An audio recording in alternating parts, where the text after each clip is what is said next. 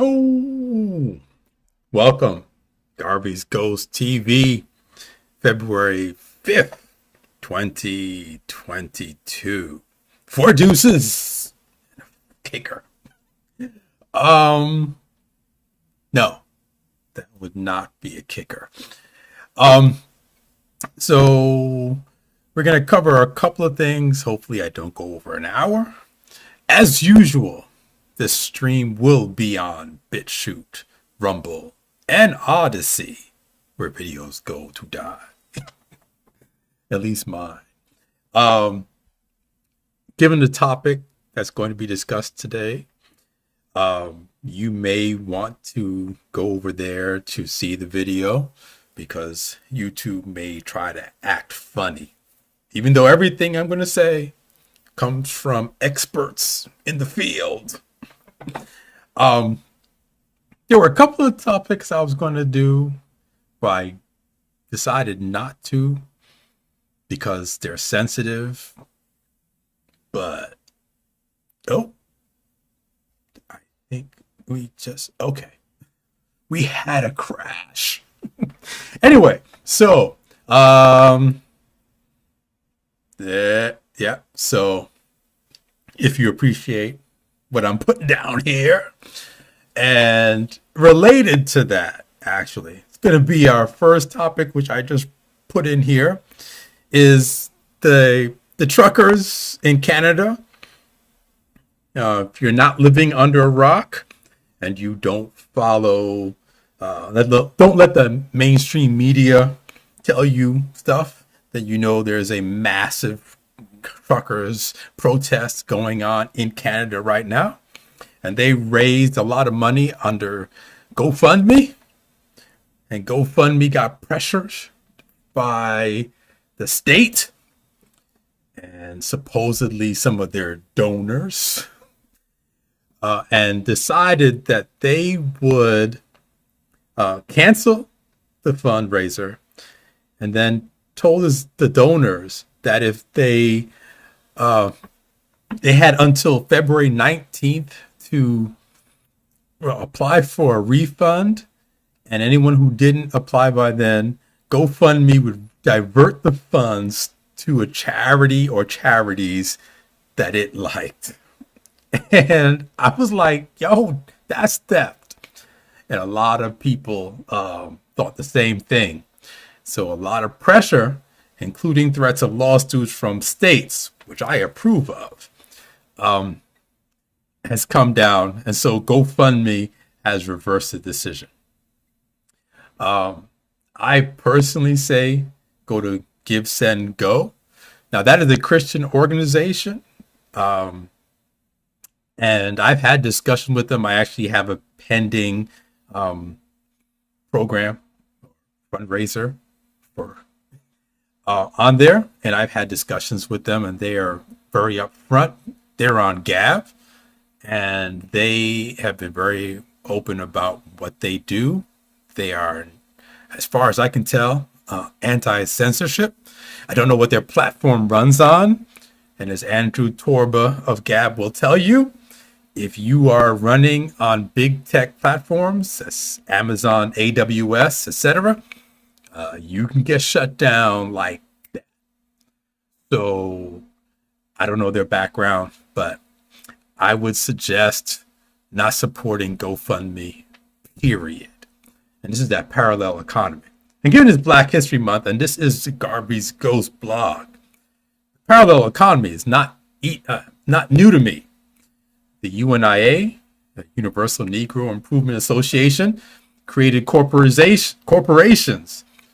Black Star Line Incorporated, the Africans Communities League, that's the UNIA. So, but it was a Black Star Line factories. Garvey was all about a parallel economy. Now, that was for Africans. So this idea of a total race neutral kind of parallel economy, not new to me. Even those of us who are Pan-Africanists have been advocating such a thing for a long time. We called it Black economics. Okay. And now the one thing I've said in a long time was that the stuff that was happening to black folk would set a precedence, and it would creep out to others, and it would hit poor whites first, and it would trickle up. That's exactly what's happening. Took a long time, but that's what it's going. And so a lot of whites are getting the treatment that was reserved for black folk.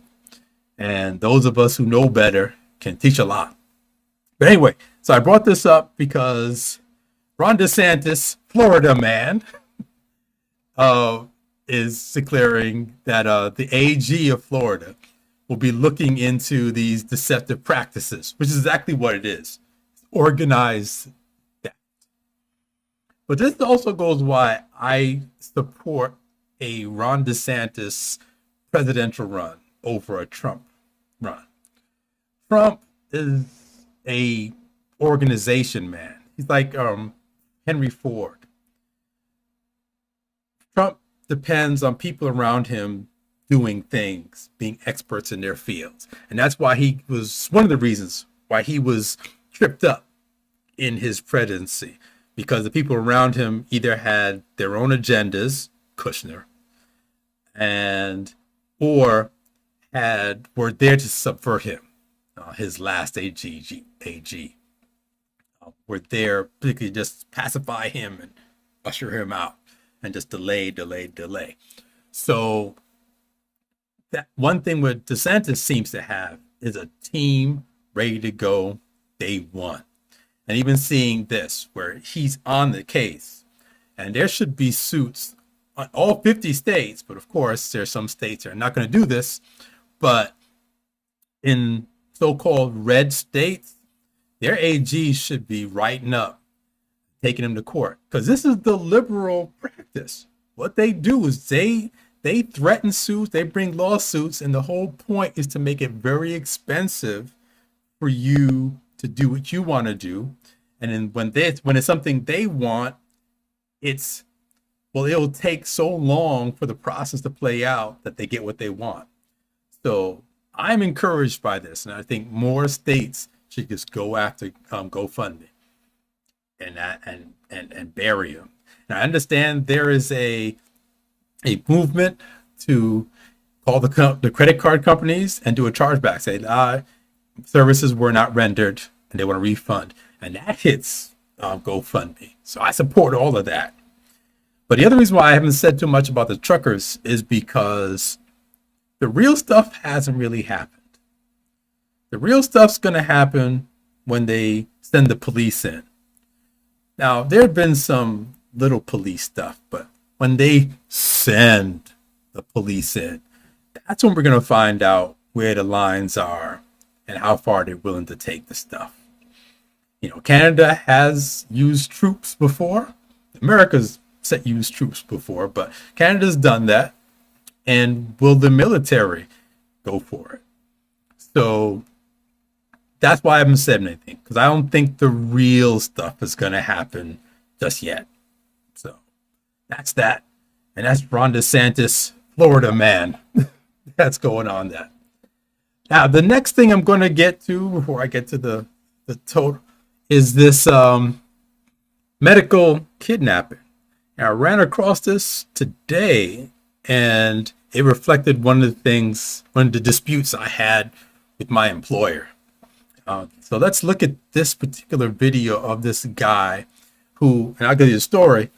He was in a car accident and ended up in the hospital. And it's what happened in the hospital that's important. That's the point of this. So this thing should be here. Okay, let's play it. Gotta load up the video again. Memory. So I was sitting there and I said, "Why did you vet me?" And the staff freaked out. They couldn't believe I was awake. They followed me back into the room. I sat on the bed and I said, "What drugs did you give me and why am I vented?" And one of the nurses said, "You have COVID." You have COVID. That's all we needed to tell you. Go back to the body, the hand. So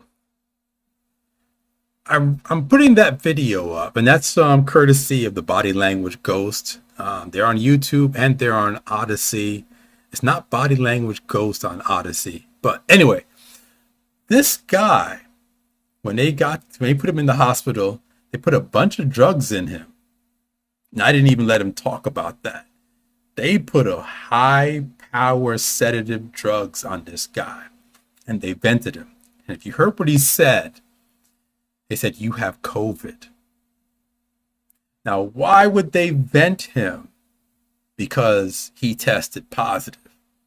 Now, you would think that if he was in stage 2 of COVID, that's the stage you want to avoid, and he couldn't breathe, he had low oxygen saturation levels, couldn't breathe, that they would then vent him. And I have issues with that, but that's not the point here. He wasn't having a problem breathing. He didn't have low oxygen. There was no reason to vent the man. So why they do it? Because he was COVID positive. Now, they didn't expect him to get up. Now, the reason why they did that is these hospitals get paid extra for COVID positive patients. They get paid extra to administer remdesivir. They get paid extra for everyone they vent or intubate. Okay, so they're running a racket. It's a COVID racket that's going on. And there are a lot of other stories out there with people with that.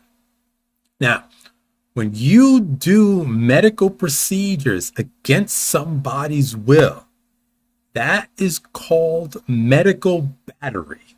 So regular battery is if someone comes up and punches you in the face. Okay, that's battery.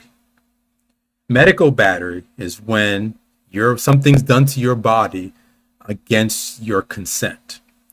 Now, if you're knocked out cold, obviously you can't give consent, and there's some leeway for emergency stuff. But again, he didn't need a vent.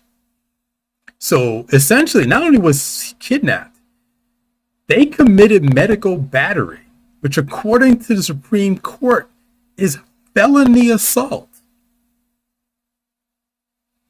Also, conspiring, well, at least in New Jersey, I haven't looked at every state, but in New Jersey, conspiring to commit medical battery is a crime. That is, I'll take the Ghislaine Maxwell trial as an example. Right. They got her on conspiracy to, I guess, prostitute or whatever these young girls. Okay. I don't know if they got her on the prostitution, but I know she got hit with conspiracy.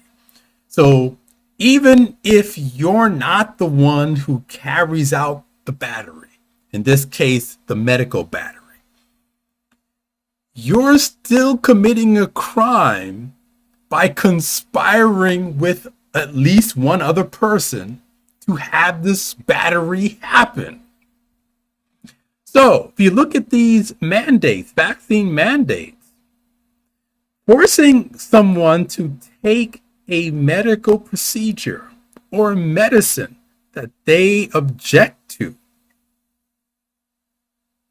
on the threat of losing their income, that's extortion, and it's a conspiracy because everyone involved in the decision-making process to commit medical battery, because you're saying no loss of income unless you have this medical procedure on you. You can't consent to a medical procedure under threat.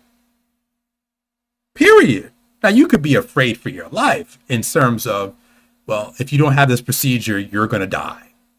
Right? And you could, oh, well, I don't want to die, right? That's not it. But an external, if you don't do this procedure, will bankrupt you, essentially. You lose your right to work. That's extortion. That's blackmail, right? And it's medical battery. So there aren't a lot of cases or any cases that I know of that are out there, but I don't understand how in the states where people are being forced or coerced into taking a shot that they cannot consent to because they have the threat. Why they haven't had people up for conspiracy to commit medical battery. And I think some AG someplace needs to start filing these charges and see what happens. I'm sure if I was on a jury, I'd vote to convict. I'm just one person, but I think this could be explained to a jury. I wouldn't go for a bench trial, and that's getting a decision by a judge. I go for a jury, and I would guarantee you that a good lawyer could convince 12 jurors that you can't consent. So there's that. The next thing I want to get onto is this case out of Illinois, which deals with the mask mandate. And they did another stay on that.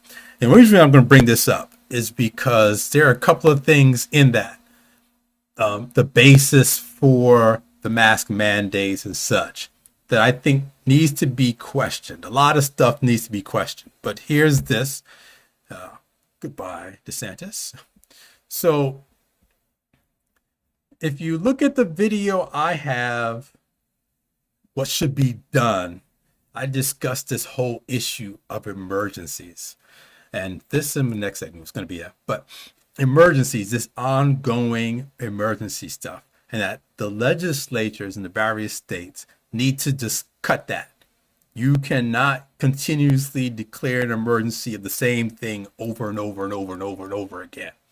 And that goes, so this decision in Illinois actually brings that up. So you'll see that as a background. The governor has issued 25 serial disaster proclamations and 99 executive orders related to COVID-19. Those executive orders have touched the lives of every citizen in the state of Illinois of some fashion. So another video you should go back to is the USSA. That's me saluting with the Russian flag on top. You should really watch this. I know it's an hour and a half, but the beginning part, I discussed the Constitution. And one of the guarantees of the Constitution is that each state must have a Republican form of government. And that's not Republican as in Democrat or Republican. It's the Republican as in you have a governor or an executive, you have a legislative and a judicial branch. And the legislative branch makes the laws and the executive branch carries them out. The executive branch does not just get to dictate stuff forever and ever and ever, ever, amen. Right? So that's what's part of this going back to this decision, or that this governor has issued 25 serial proclamations. They just keep over and over and over and over and over again. And this needs to stop. 99 executive orders. So the governor's basically been running Illinois as a dictatorship, which is in violation of the U.S. Constitution. They can't do that. And that they consistently get away with that. This needs to be addressed. And so I'm glad this was brought up by this judge. So the next one is going to the schools. And this goes back to the article I wrote, the blog post I wrote about Virginia, and they're going after Youngkin's no more mask mandate. And of course, a judge in Richmond decided, we'll get in the way of Youngkin because the legislature passed a law late last year, that said the CDC should be the standard by which executive orders are made, or the public health. So basically the CDC can override the governor of a state. How the judge even let that fly, it's beyond me. Because as far as I'm concerned, that piece of legislation, which I'll agree with is a better way to go, that is, the legislature should be making decisions. The legislature cannot subordinate the elective governor of Virginia to a bureaucracy in Washington. That's not how this stuff works. And so that piece of legislation should be just gutted by whoever makes the final decision. You can't do that. But anyway, going back to Illinois. So this is about going back to schools. And that's a lot of these school districts, because a lot of these school districts are run by Democrats. And they like being able to tell people what to do and what to put on their bodies and what put in their bodies. And so they like having the state enforce the rules. So and this dealt with quarantines. And it's the first time I've seen this argument where a mask is a form of quarantine. I never looked at it that way. Social distancing as a type of quarantine. So this is a interesting concept that they have here. But yeah, so here's the absent consent of full energy hearing court orders, right? Department of Health Act, because doing so constitutes an IDPH, which I guess is the public health, quarantine or modified quarantine under the IDPH, which I assume is Illinois Department of Public Health Act. And here's the part, and I see this all the time. That was the point of me really getting to this. There is no doubt that the public has a strong interest in stopping the spread of this virus. We need to stop right here. Viruses, except in controlled labs, are unstoppable, generally speaking. The vaccines, let's say for smallpox or mumps, measles, right? You can still get infected by that, but your immune system knows what it is and kills it. So you don't develop the disease, and the immunity is sterilizing because it kills the virus, which is technically not alive. Kills that, so you can't transmit. So you're a dead end if it ever hits you. Okay, so this idea that stopping a virus or stopping a spread of a virus is particularly an airborne virus rather than a surface virus, something like Ebola, which is contact. You really can't do that. And so we need to stop this whole, well, we're doing this to stop the spread, when it is clear we're going into year 3 come next month, that you cannot stop the spread. Omicron should have completely stopped that argument. No more. You cannot do it. It is no longer a state imperative. Stop. And judges should just come out and say, this is not a valid thing to want. You may wish that the virus stops spreading. You may desire that, but it is not a valid reason for an emergency. And we're going to cut that out, because we have a valid, if we can say that, and you can say, well, the state has an interest in stopping an influenza, and therefore we're going to do mass mandates and those are over influenza, and you must get a flu shot every year. Do for a cold, common cold. I don't want to get a cold, but it happens. And state can say, hey, we have an interest in stopping the cold, and so we're going to shut down everything, right? You just don't do that. And so that needs to be eliminated. And I see this in case after case after case and judgment after judgment, that this is, and even the OSHA one, there's an interest in stopping the spread. Stop the spread. Stop the spread. No, you can't. And since you can't, it is not a legitimate reason.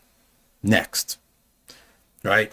So it's not like a accident that happens on a highway and you want to stop the spread of the fuel, right? You can stop the spread of the fuel. You can mop it up, done, we're over with. It's not like that. So we need to stop using this language, stop the spread.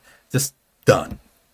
But I do like that they say, but such does not allow our government to act unlawfully, even in the pursuit of desired ends.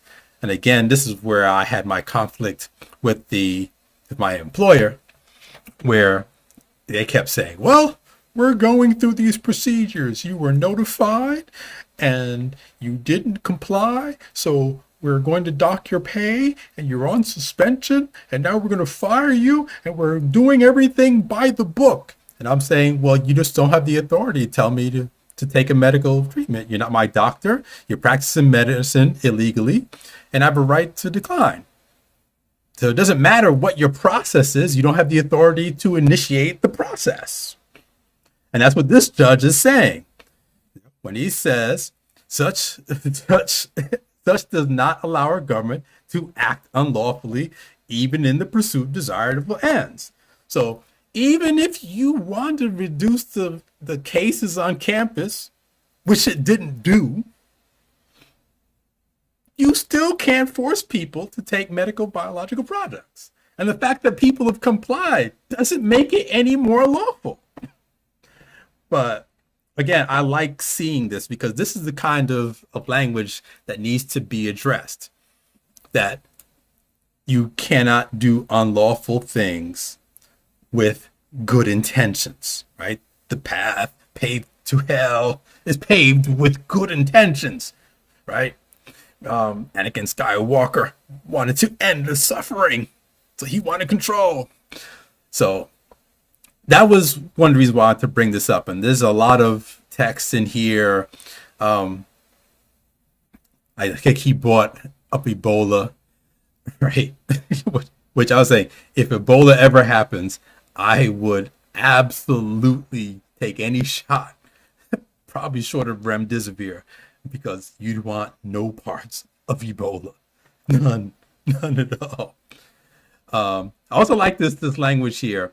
On September 17, 2021, under the guise of an emergency. I like that.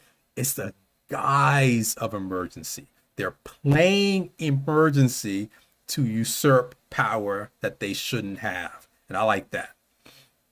And here's what he says. The question before this court is whether the governor, under his executive authority, can require his agency to promulgate emergencies rules that go beyond what the legislature intended or without utilizing the legislative branch of governor. And that leads us into my next piece, which is Governor Murphy. This fool right here, who barely squeaked by on his election based on these people in Bergen County, New Jersey, who are waking up to the nonsense, I'll have to say, and I'll point that out. But Murphy also has had this rolling executive orders and emergencies. He lost his powers, and when the legislators said, no, we're not going to extend it, he just up and said, new emergency. And new emergency. So if he can just keep declaring emergencies, then what's the purpose of the legislature? So what we're finding is the COVID numbers here. Whether that will be enough for Murphy to give up the extraordinary powers he reclaimed with the declaration remains to be seen.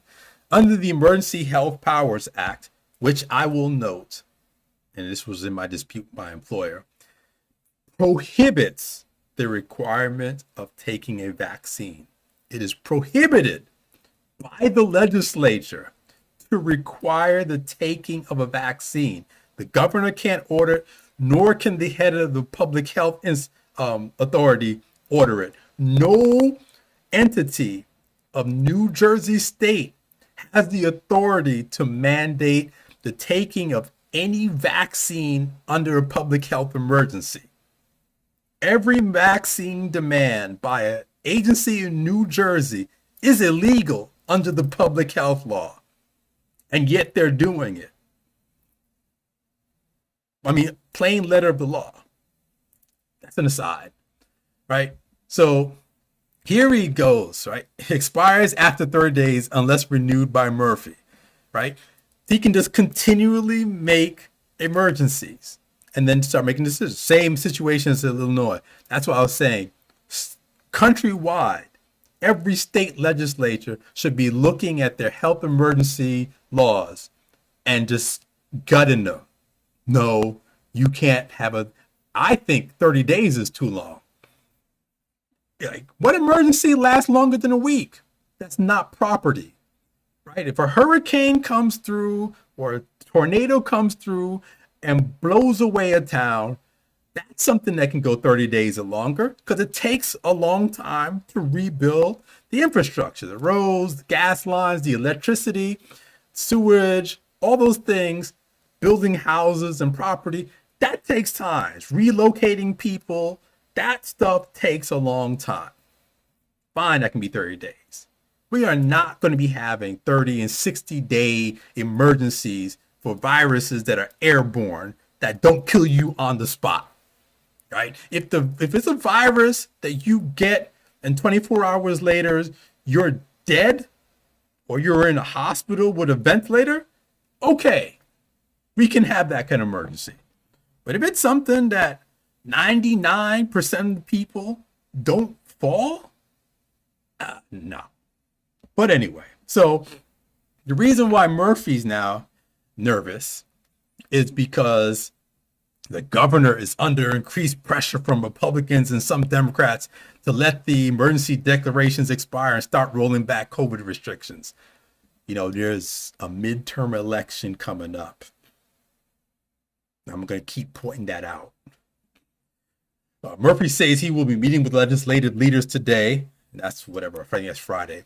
Throughout the pandemic, he has rarely consulted with the leadership beyond more than a courtesy. That's what happens when you get a dictator, right? He gets the power and he doesn't talk to you anymore. They even suspended the Administrative Procedures Act, right? He just was like, you don't have to go through all those processes because we're in an emergency. Anything goes. Governor Murphy has basically been a dictator for the past 2 years in New Jersey, and the voters put him back in office. He's just stupid. Anyway. Chilavelli ran a bad campaign anyway, so anyway. But here's the thing. That could be changing as support builds for a bill that would limit to how long Murphy or future governors could claim a public health emergency. I'm hoping that someone saw this video and was like, yes, we need to do that. Okay. So Seneca DeClan or Scanlon from Monmouth has introduced a measure, S-1200, that will limit the duration of a state of emergency to 60 days. No. 15 days. 15. 1, 5. 2 weeks. 2 weeks to flatten the curve, right? 2 weeks. You get 2 weeks. 2 weeks. That's it.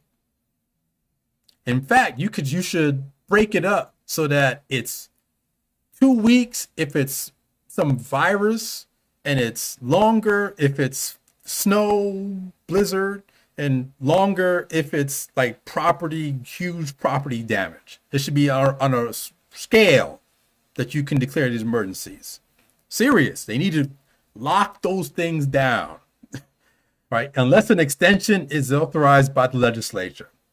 It would also limit public health emergency declaration to a total of 60 days. So you just can't keep making more and more and more of them, unless the legislator approves an extension. So I like the fact that they're bringing this up and they're trying these extensions. I think that the time frames are just completely wrong. I've just said that. No, this 60 days. I think that's a compromise permission trying to get Democrats on board. No.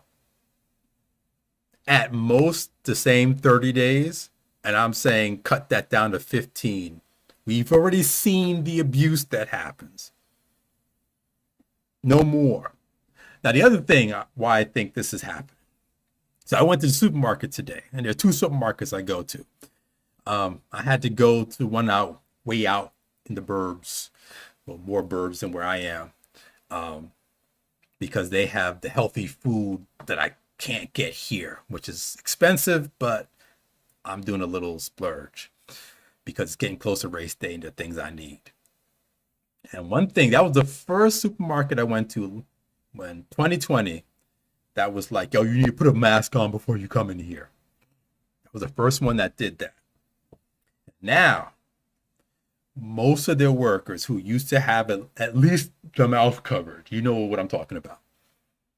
A lot of them just stopped wearing a mask. They're basically done. And I'm surprised because of where this is. I mean, this is a pretty blue area. And they were done. And I'm not just about the young ones.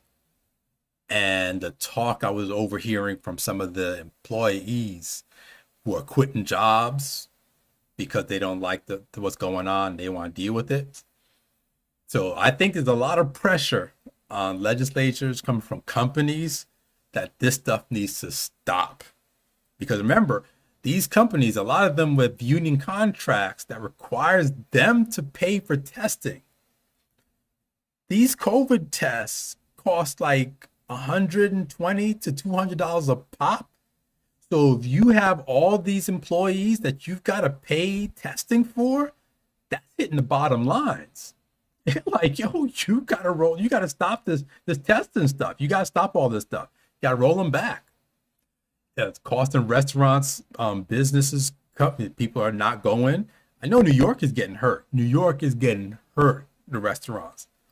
I drove past a restaurant going out to Queens, and because they didn't want to comply with the segregation, which I'm proud of them for, they completely shut down their inside dining port. They just put the tables up, they put the chairs on the tables, like they're closed. And that way, because the takeout is exempted, they can get their customers in and they don't have to deal with the mandate from the city. And I'm telling you, these mandates are hurting a lot of customers, a lot of companies. So this is Murphy. Murphy just wanted to, he wants the ring. He wants the precious. They like the taste of that power. And look at this part. This is funny. All this could be avoided in the legislature just agreed to extend the powers to Murphy last June. Notice that.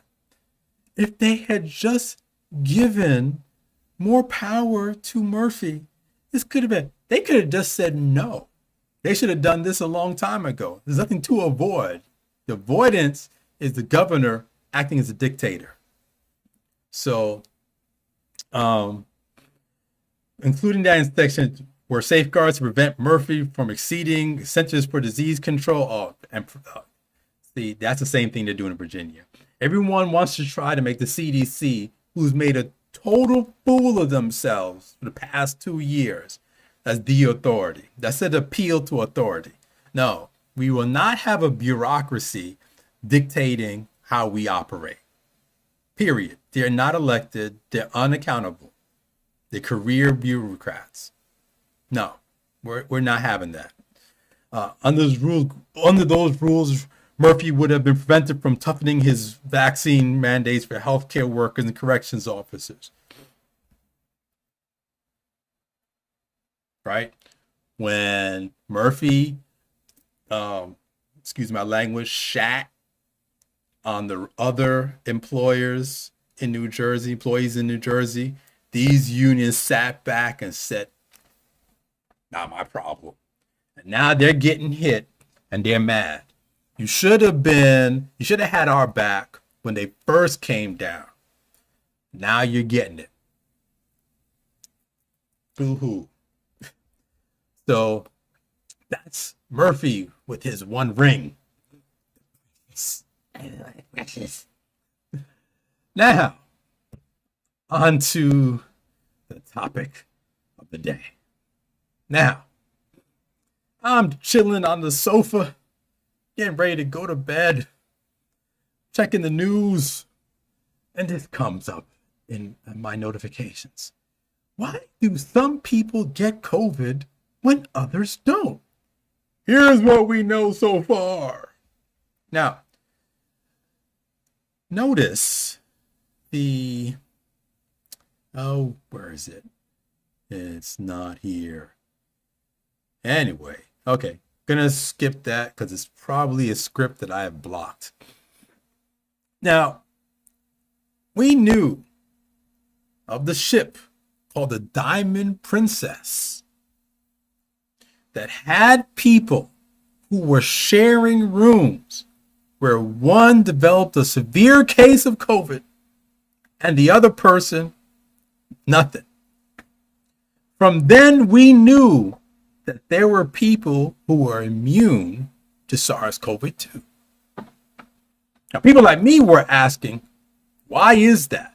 Because if it's a novel coronavirus, nobody should have any immunity whatsoever. Now, they're asking the question, 2022, how come people not getting COVID and they're living with people with COVID? What's going on? Here it is. An increasing amount of research is being devoted to the reasons why some people never seem to get COVID, the so-called never COVID cohort. There are multiple anecdotes of COVID cases being discovered amongst couples, families, or groups of colleagues who have mixed closely, but where not everyone has become infected. Duh. So there was this graph,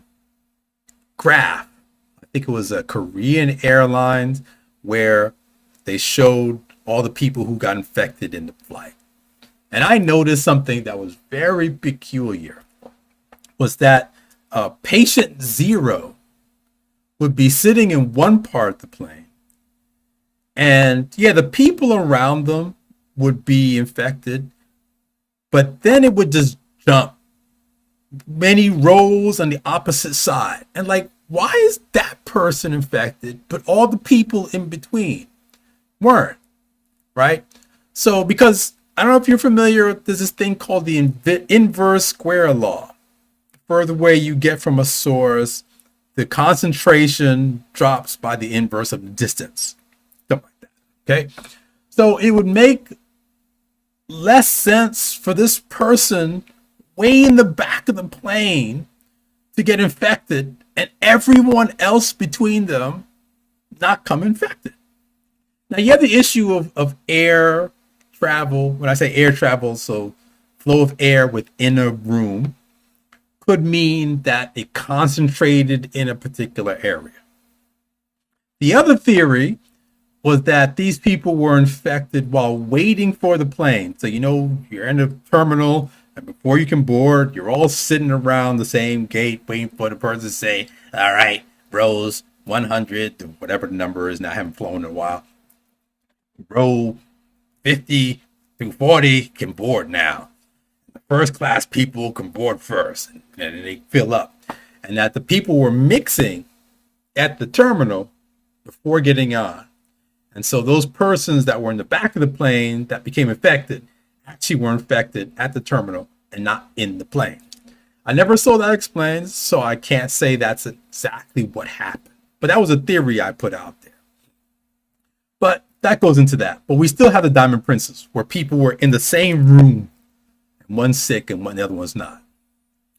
And it says, this could be due to a variety of factors. This could be due to a variety of factors ranging from prior infection with a similar virus to genetics. Similar virus to genetics? That sounds interesting. Okay. Well, what do you mean? So, last month, new research was published by the Imperial College London suggesting that people with higher levels of T cells, a type of cell in the immune system, from common cold coronaviruses were less likely to become infected with SARS-CoV-2, the virus that causes COVID-19. Dr. Ria Kundu, the first author of the study from the Imperial's National Heart and Lung Institute, said that being exposed to the SARS-CoV-2 virus doesn't always result in infection. And we've been keen to understand why. Wait. So you're saying that being exposed to the virus does not guarantee getting infected. Because, okay, I'm just making sure I'm reading that right.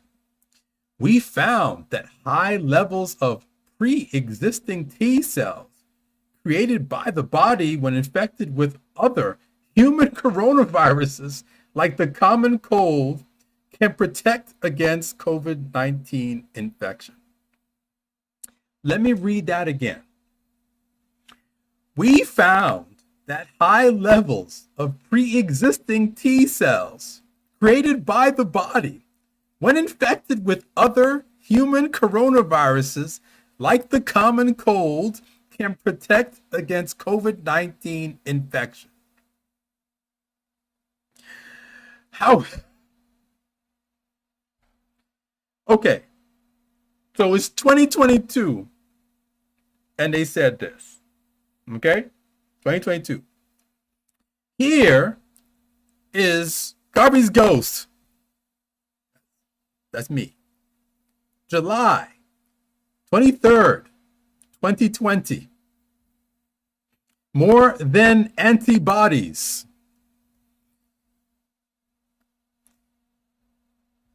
Support for the idea that something resembling SARS-CoV-2 might have been circulating in the region before the pandemic began also comes from another intriguing observation: the low incidence of COVID-19 in Southeast Asia, particularly in Vietnam.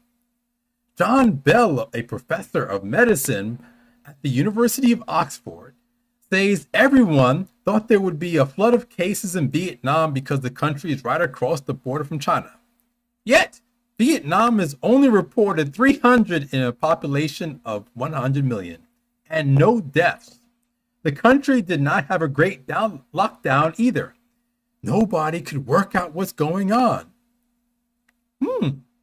One explanation, he suggests, is that Vietnam's population is not as immunologically naive as has been assumed.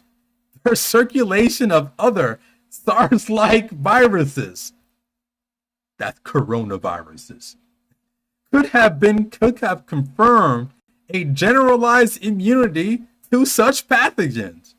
No. Skipping down here, right? In particular, there are suggestions that protection might be conferred mainly by a part of the immune system called T cells, which work by killing virus-infected cells rather than via antibodies, which work by gumming up pathogens. So, we've known since at least July 2020 about T cell immunity conferred by infection by other coronaviruses could lead to immunity from SARS-CoV-2.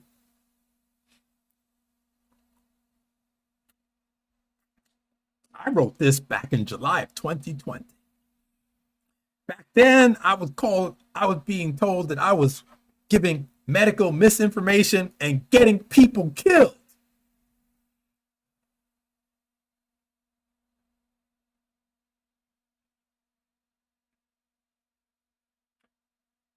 Sunetra Gupta, an epidemiologist at Oxford, argued that natural immunity to COVID-19 is confirmed by infections with seasonal coronaviruses.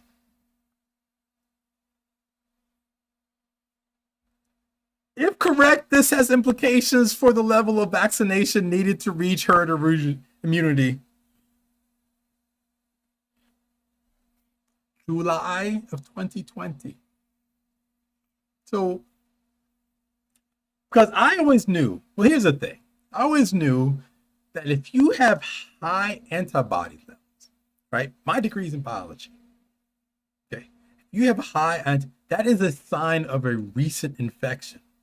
If you're just walking around with high antibody levels all the time, your body thinks it's fighting off a disease all the time. You know what they call that? That's like an autoimmune disease. Generally, that's not a good thing. right? That's why we have T cells. The T cells have the same memory, and there's B cells, there's other stuff. And these T cells, they can notice an infected cell, say, hey, you're not right. You know what? Pfft, go die, right? And they call it autophagy. Right? If you're doing intermittent fasting, you know about autophagy because you induce that by not eating. Right? It makes your body find cells that are not in good shape and say, die. And a lot of that, well, anyway, thumbs die. So that's one of the ways that your body fights off stuff. So you don't need the full on antibody response because the T cells recognize that they can instruct its cell to just off and die, or the T cell can tell the body to produce antibodies to deal with the infected cells or the infective agent that's in the body. So there are multiple things that can happen here. But we said this. This is July 2020. Oh, then April 9th, 2021. A year later, clinical microbiology and infection. SARS-CoV-2 specific T cell immunity in COVID-19 convalescent patients and unexposed controls measured by ex vivo ELISpot assay. Basically, they were checking the blood for on people who had COVID-19, SARS-CoV-2, and people who had not had a known exposure to the virus. And the T cells of people who had not been exposed had a response to COVID-19, the SARS-CoV-2. So that is, the T cells had never seen SARS-CoV-2 before, but recognized it as bad. In 14 of 33 items, that's 42% of unexposed donors, and 85 of 87, 97% of COVID-19 convalescent subjects, a positive result for at least one SARS-CoV antigen was observed, right? 42% of people who never had a SARS-CoV-2 infection had an antibody response. And this was known April 2021. 14 of 33 unexposed donors showed a positive T cell response for at least one SARS-CoV-2 peptide pool. Of them, 4 of 14, 28%, experienced a proven H human COVID infection in the past. That is, they had a common cold or some other coronavirus infection in the past, while no information was available for the other 10 subjects. 7 of 33 were positive for spike-specific T cell response. 9 of the 33, 27%, showed a positive response T cell response against nucleoprotein peptide pool. The T cells recognized. That's all you need to know. 4 of 33, or 12%, were positive for membrane-specific T cell response, and 4 of 33, 12.2%, for NS8. That's a part of the virus, whatever. 7 of the 33 observed a positive T cell response against the NS7B peptide pool, and 3 of 33 were positive for the whole SARS-CoV-2 lysate. So, again, these are people who have never been exposed to SARS-CoV-2 before, who have T cell responses to the presence of some part or the whole virus. That's called T cell. That's prior immunity, which means there are a lot of people out there who will come into contact with SARS-CoV-2 and never get infected and never pass the infection on. And they are ignored by the CDC and told they need to get a vaccine. How silly is that? That makes no sense. We observed that SARS-CoV-2 T cell response was detectable in more than 97% of convalescent COVID-19 positive subjects, which is correct. We expect that. And in about 40% of unexposed donors sampled before the pandemic period. So the last part here, right? Our immune system develops typically something like 5 or 6 different types of antibodies to protect us from mutations that might happen while we are infected, to make sure that even if there is a mutation in one of the epitopes, the target of the antibodies, if there is a mutation, then there should be other antibodies that are still sufficient to prevent the virus from being replicated and from spreading. So in other words, when you are infected by the whole host, right, the whole virus, not just the spike protein, you develop an immune response that recognizes whole virus and potential mutations. So in other words, your immune system says, hey, this is what it looks like, but it could look like this, or this. So we're going to do a best guess. We make antibodies, or our T cells can recognize this best guess. And if one of those comes in and it looks like that, it kind of matches our number 5, let's say our number 5, then we're going to go and deal with it. Maybe that's what happened to Omicron. Because people who are vaccinated, right, cases went through the roof for the vaccinated. But the unvaccinated populations did not have the case rate of vaccinated. In fact, I just saw something about Israel. They just had their highest death count, and they're on shot number 4. Just saying. So anyway, so the T cells can recognize mutations, and it's very possible that people who have had alpha, delta, there was a beta, I think there was a gamma as well, they can recognize Omicron, and maybe that's why they're not falling over, depending on your comorbidities like obesity, which can knock that out because they have fat cells they can replicate in with very little blood flow, which means white blood cells, T cells don't see them until they break out. And I'm generalizing here, but that's what that is.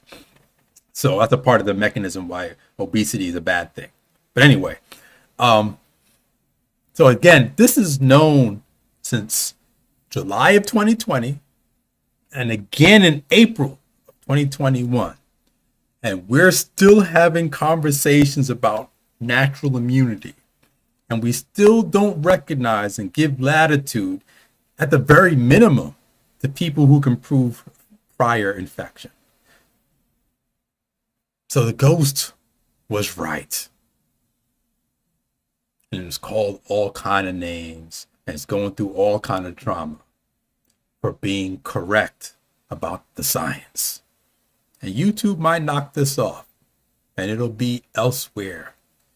But I'm telling you, you should be careful about the authority figures that you're trusted. They're not showing you the data. They're not showing you the research.